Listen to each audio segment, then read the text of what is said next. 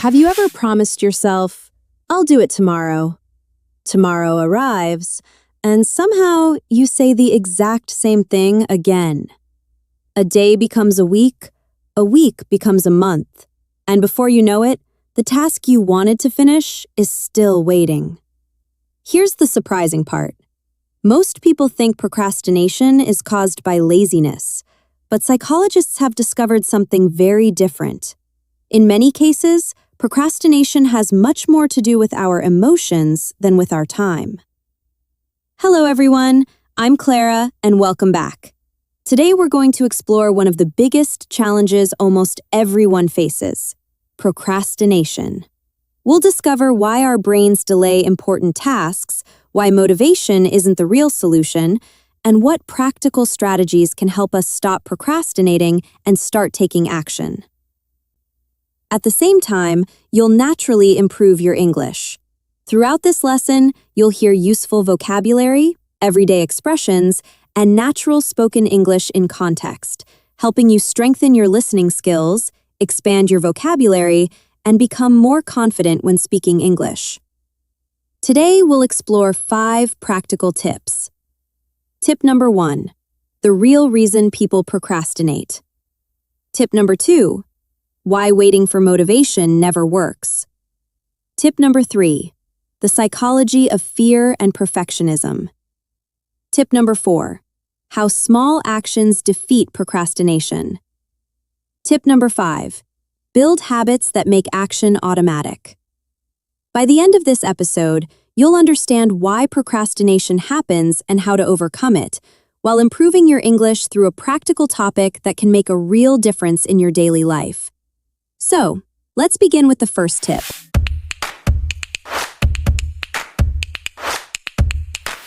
Before we continue, I have something that might really help you. If you're enjoying these lessons but sometimes feel like you need more practice, more structure, or someone to guide you personally, I've created the complete English fluency system just for that. Inside, you'll find everything organized in one place: premium lessons, English books, worksheets, speaking practice, grammar, vocabulary, pronunciation, and much more. No more jumping from one random video to another. And the best part? You're not learning alone. Whenever you have a question or need help, you can contact me directly. I'll be there to support you throughout your English journey. Whether you're a beginner, intermediate, or advanced learner, this program will help you build real confidence and make consistent progress. If that sounds like what you've been looking for, you'll find the link in the description. Now, let's get back to today's lesson. Tip number 1, the real reason people procrastinate. Imagine 2 students. Both have an important exam in 1 week. The first student immediately opens the textbook and starts studying. The second student says, I'll begin after dinner. After dinner becomes tomorrow. Tomorrow becomes the weekend. Then suddenly, the night before the exam arrives. Now the student feels stressed, guilty, and overwhelmed. Here's the question. Was the second student lazy? Not necessarily. In fact, many people who procrastinate are hardworking. They care about their goals. They want to succeed. So why do they keep delaying important tasks? Here's the surprising answer. Procrastination isn't usually a time management problem. It's an emotion management problem. Here's a useful English expression. Face something head on. Native speakers use this expression when they mean to deal with a problem directly instead of avoiding it. For example, instead of ignoring his mistakes, he decided to face them head on. Unfortunately, that's exactly what procrastination prevents us from doing.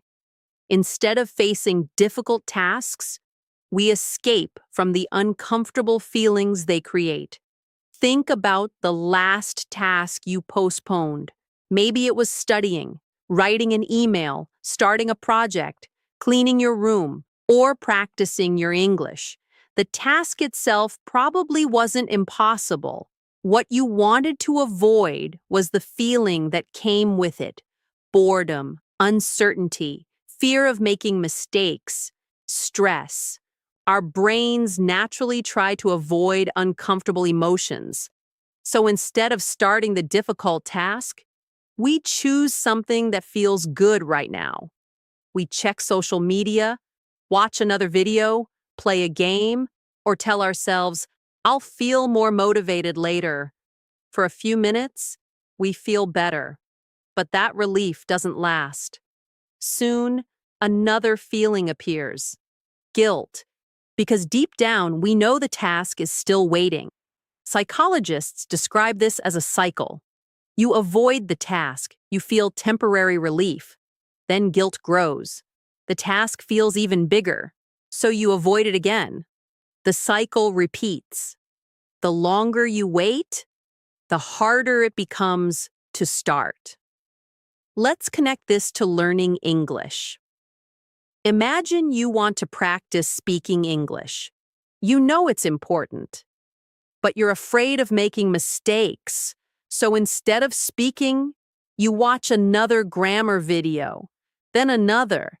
You tell yourself you're still learning, but weeks pass, and you've spoken very little English.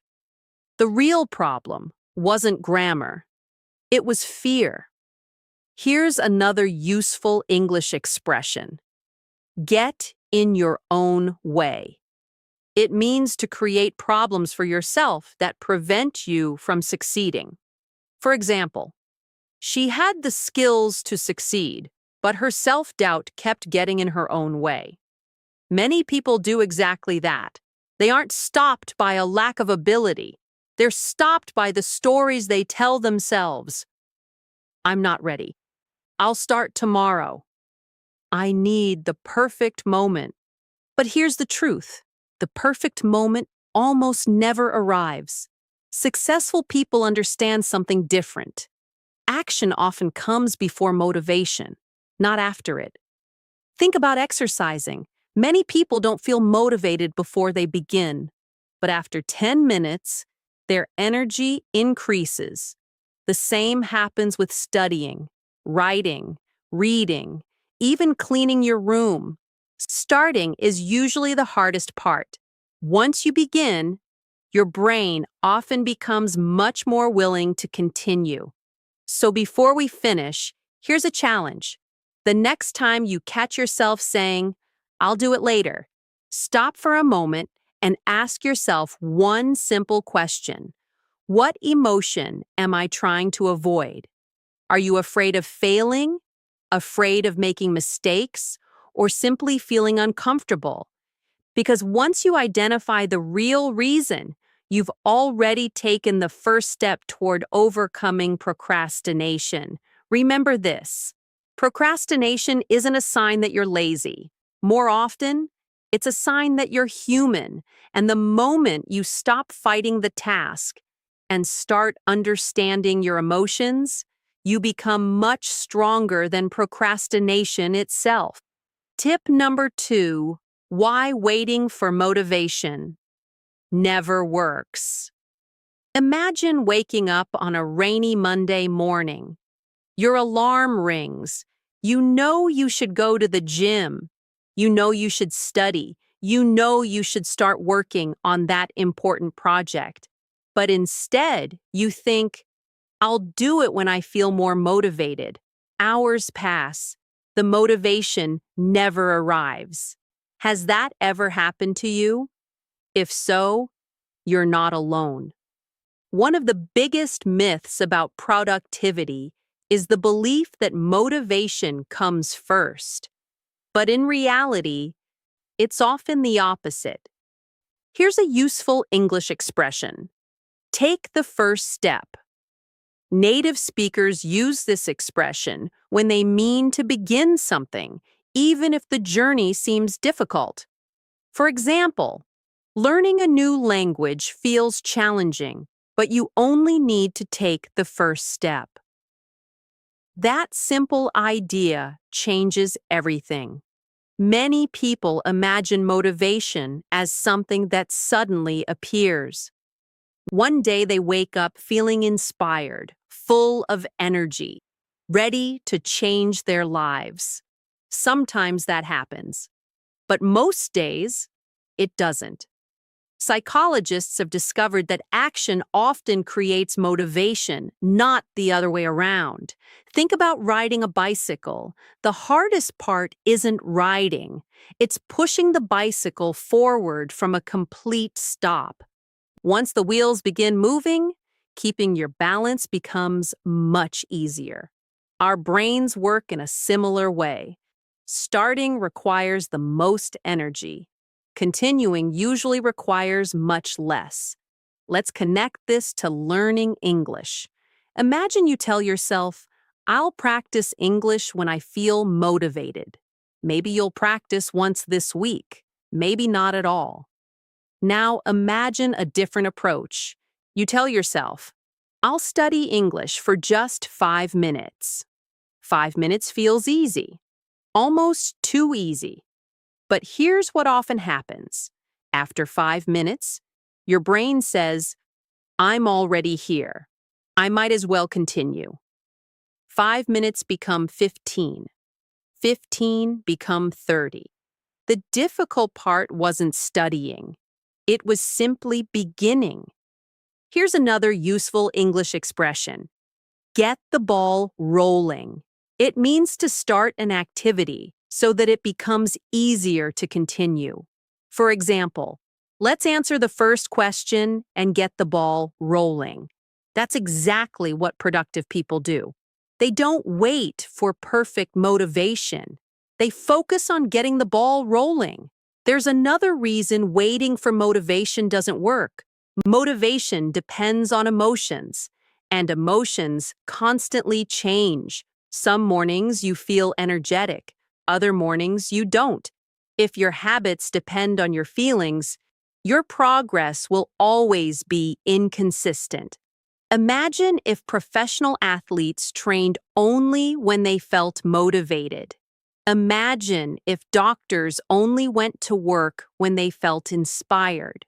Or if musicians only practiced when they were in the perfect mood.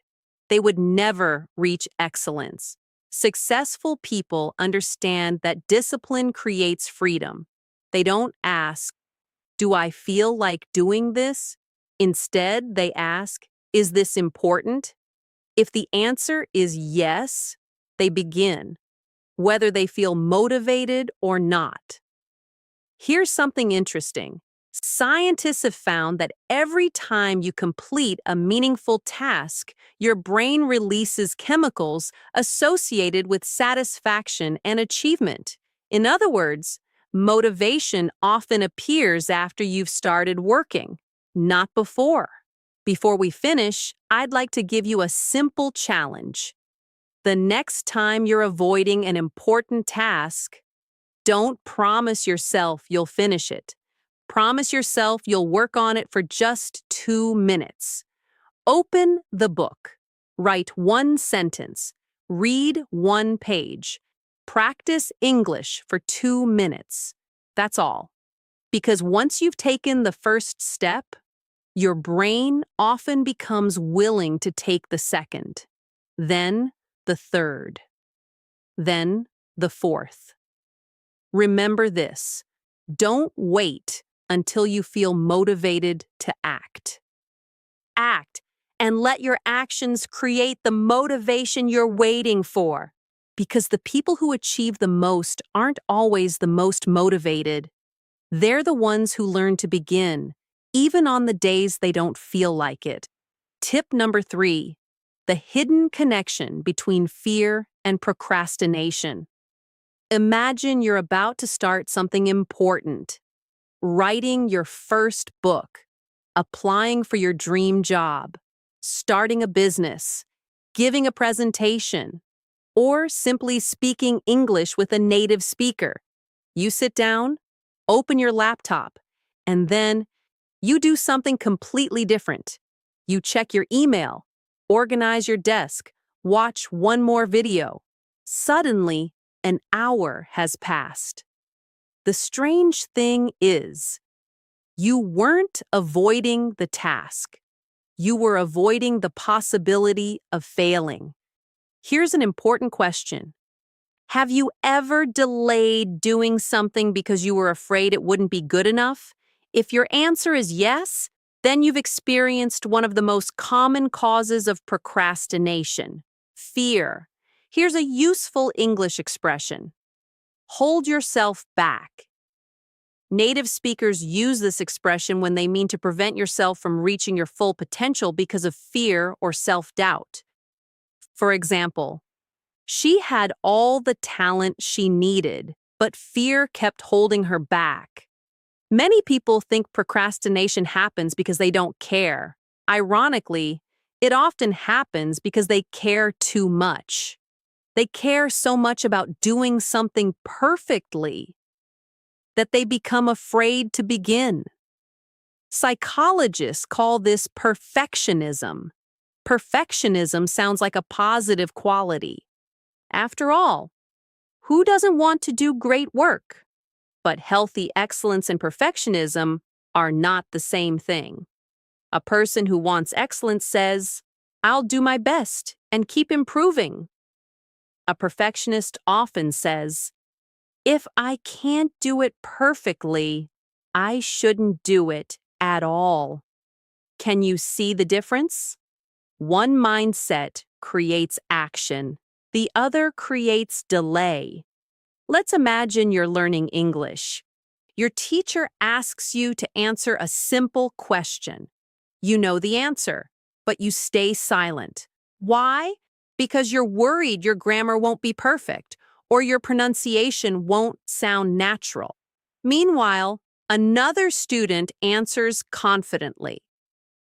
Do they make mistakes? Of course, but every mistake teaches them something. Every conversation makes them a little more fluent. By the end of the year, who speaks better English? Usually, it's the student who was willing to sound imperfect. Here's another useful English expression. Get out of your comfort zone. It means to do something that feels uncomfortable because that's where growth happens. For example, speaking English with strangers helped him get out of his comfort zone.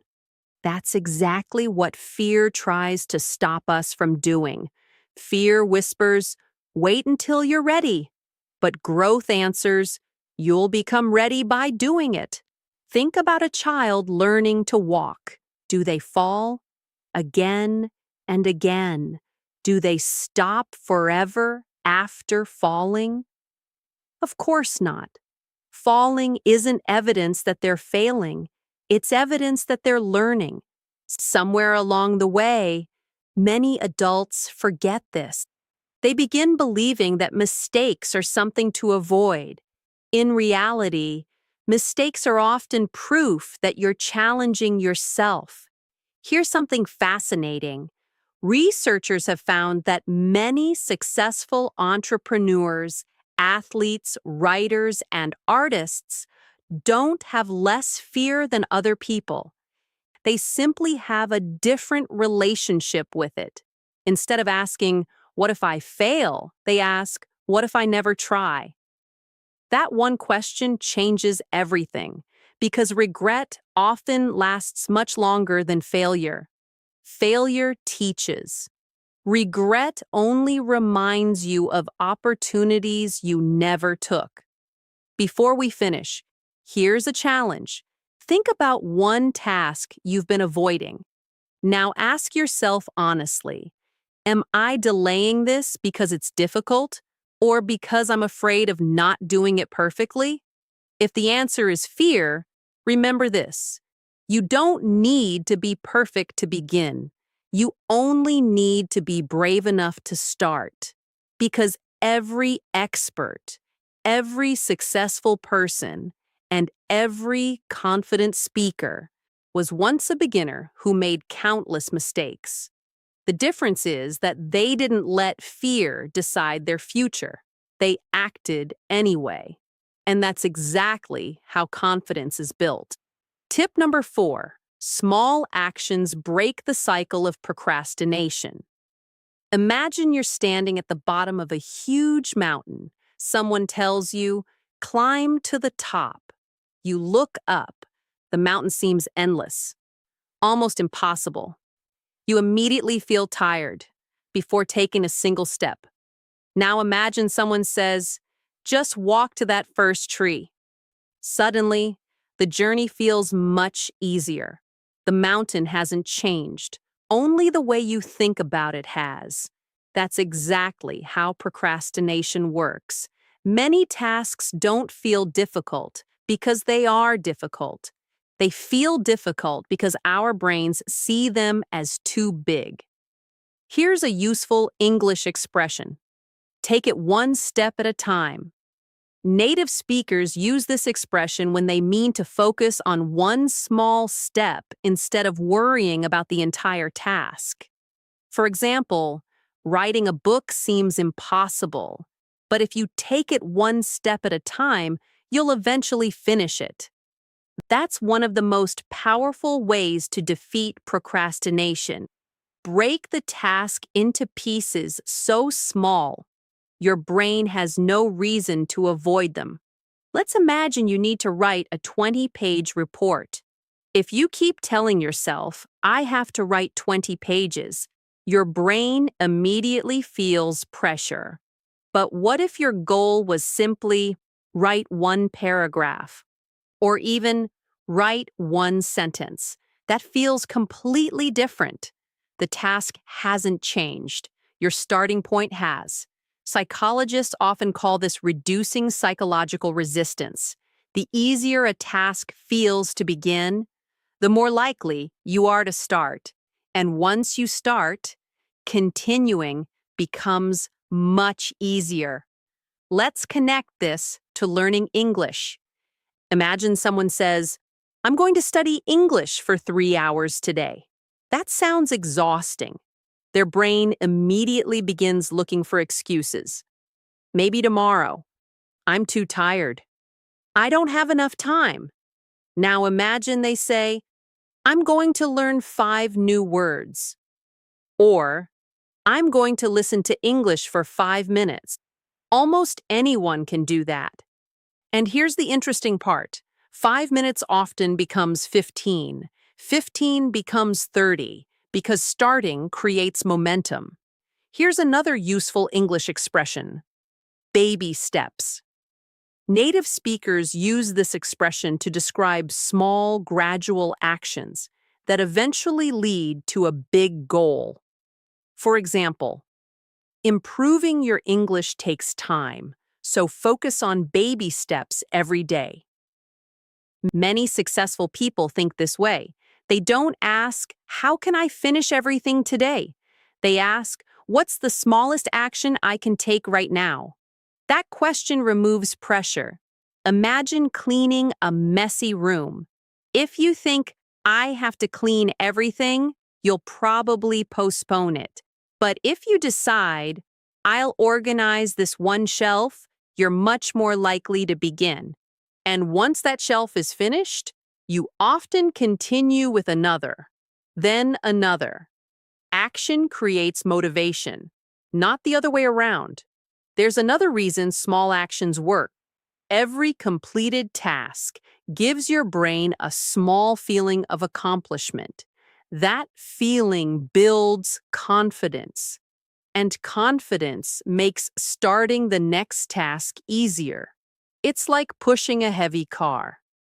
The first push requires the most effort, but once the car starts moving, keeping it moving becomes much easier. Your habits work exactly the same way. Before we finish, here's a challenge I'd like you to try today. Think about one task you've been avoiding. Now make it ridiculously small. Don't promise yourself you'll finish it. Promise yourself you'll spend just 5 minutes on it. Read one page, write one paragraph, practice English for 5 minutes, organize one drawer. That's all. Because the goal isn't to finish everything today. The goal is to break the cycle of procrastination. Remember this, big achievements are almost never completed in one giant effort. They're completed through hundreds of small actions. repeated consistently. One step, one page, one decision at a time. And sometimes that tiny first step is the one that changes everything. Tip number 5, build an environment that makes procrastination difficult. Imagine two students preparing for the same exam. The first student sits down at a desk covered with distractions. Their phone is beside them. The television is on. 10 browser tabs are open. Notifications appear every few minutes. The second student chooses a different approach. Before studying, they put their phone in another room. They close unnecessary tabs. They prepare a glass of water, open their notebook, and remove anything that could interrupt their focus. Now, here's the question. Which student has a better chance of staying focused? The answer is obvious. Yet most people try to overcome procrastination using willpower alone. Here's the problem. Willpower is limited. Your environment is powerful. Here's a useful English expression. Set yourself up for success. Native speakers use this expression when they mean to create the best possible conditions before you begin. For example, she prepares everything the night before to set herself up for success. That's exactly what productive people do. They don't simply hope they'll make the right decisions. They make the right decisions easier. Think about this. If a bowl of fresh fruit is sitting on your kitchen table, you're more likely to eat it. If your favorite snacks are right beside you, you're more likely to eat those instead. The same principle applies to your habits. Your environment quietly influences your choices every single day. Let's connect this to learning English. Imagine your English book is hidden inside a drawer under a pile of papers. Will you practice every day? Probably not. Now imagine your English book is already on your desk. Your headphones are ready. Your notebook is open. When it's time to study, everything is waiting for you. Starting suddenly feels much easier. Here's another useful English expression. Out of sight, out of mind. It means when something isn't visible, you think about it much less. For example, I put my phone in another room, out of sight, out of mind. That's one reason many people find it easier to concentrate after removing distractions from their workspace. Sometimes the best way to stop procrastinating isn't to become stronger. It's to make distractions weaker. There's another habit that highly productive people share. They create routines. Instead of deciding every day when they'll begin working, they choose a regular time. Every morning at 8, every evening at 7, every Saturday after breakfast. Eventually, their brain stops asking, "Should I do it today?" because it already knows the answer. It becomes automatic. Psychologists often explain that habits are linked to cues. A cue is something that reminds your brain it's time to perform a certain action. For example, sitting at your desk becomes the cue for studying. Putting on running shoes becomes the cue for exercising. Opening your English notebook becomes the cue for practicing English. The more consistently you repeat these routines, the less energy you spend deciding, and the less you depend on motivation. Before we finish this episode, I'd like to leave you with one final challenge. Today, don't try to completely change your life. Instead, change one small part of your environment. Put your phone farther away while working. Prepare tomorrow's workspace before going to bed. Leave the book you've been meaning to read where you'll see it. Open your English lesson before dinner so it's ready afterward. Small changes like these may seem unimportant, but repeated every day, they quietly transform your habits, and habits shape your future. Remember, procrastination isn't something you're born with. It's a habit.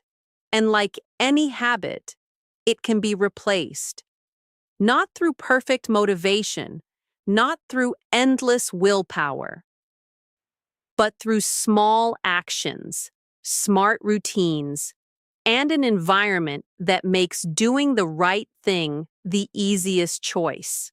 Because every time you choose action over delay, you're not just finishing one task. You're becoming the kind of person who keeps promises to yourself. And that may be the most powerful habit of all.